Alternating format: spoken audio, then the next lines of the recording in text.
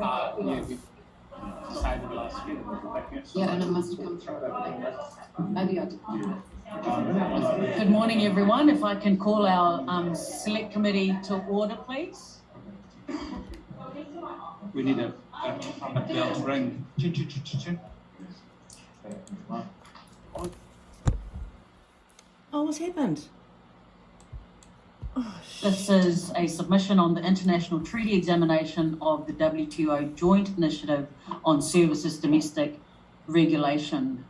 Tracy, I Yes. cannot see you online. Oh, hang yet. on. Sorry, I think... You have 5 minutes to give us your submission, and that includes questions and comments from our select committee. There you go. Sorry about that. I've just gone to full Welcome, screen. Tracy. Okay. I'm Tracy. It's my obligation as non-resident settler to read your rights of know your obligations, debts, liabilities, and duties pursuant to the Public Trust Act. And what I put into the submissions is, because it's a criminal breach of trust, because no one understands what you've written, and also because it's non as factum. But so you've written your International Treaty of Examination of the World Trade Organization Joint Initiative on Services Domestic Regulation, which I have no understanding of. So what I wrote in my submission was, I wish for interpretation of your legal documents. I don't understand the language you are using. It's nonsensical or fictitious. I wish to know, by whose authority are you acting on? I also have, our constitution in our Inlands Air Water Council as Indigenous peoples. We are, part of our constitution is the United Nations Declaration for Indigenous Peoples, of which we are forbidden to do harm. And the redress is as the Indigenous peoples requests. We'd like a redress, which would be audits, IRS transcripts, knowing what your public liability insurance is.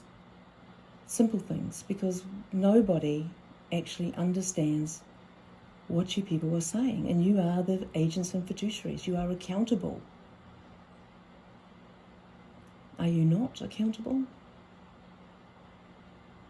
for your decisions? Yes. You are, yes.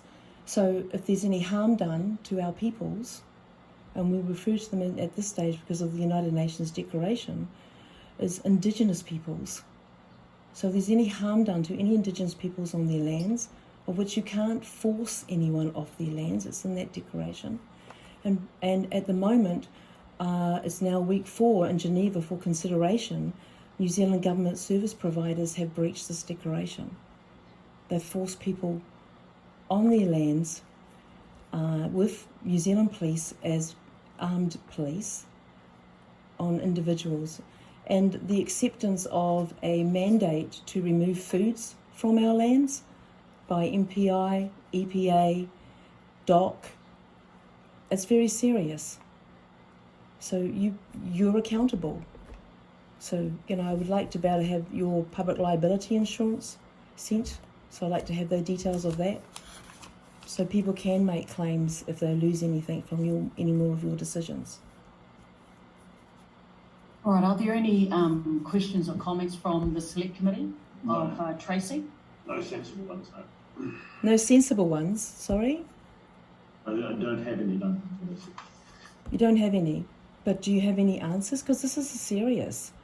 You're making decisions, you've lost, if you look at the last 2 years, there are businesses that are lost, and you are supposed to fully compensate the businesses that have lost all their income, all their sources. You are supposed to make sure there's proper food on their tables. This contract that you're doing, this treaty, all I see is that you're accepting rubbish dumping, more toxins to be dumped because it's just a waste. I guess I do actually have a question. Yep. So this is before us, and the New Zealand Parliament will decide what parts of it enter into law, and Parliament will have to change laws and enact laws for that to happen. So none of this is what's before us today. We're considering has entered into law in New Zealand yet. Are you worried that what you've said has happened, more will happen, or that this will make it better? I'm concerned because I don't even understand your title, and I've read what it is, and I'm thinking, are we just becoming a bigger rubbish dump? Because remember, when you're doing a trade, it's of food or products, right? So what you're doing is you're trading something that nobody knows what it is, and you're not Well, in this accountable case- for it. Sorry, in this case, it could be a trade and service. It could be two architects trading with each other, one in another jurisdiction, one in New Zealand, and the ability for that architect to produce things under the New Zealand standards as decided by Parliament. But New Zealand's would be- New Zealand standards are very, very low.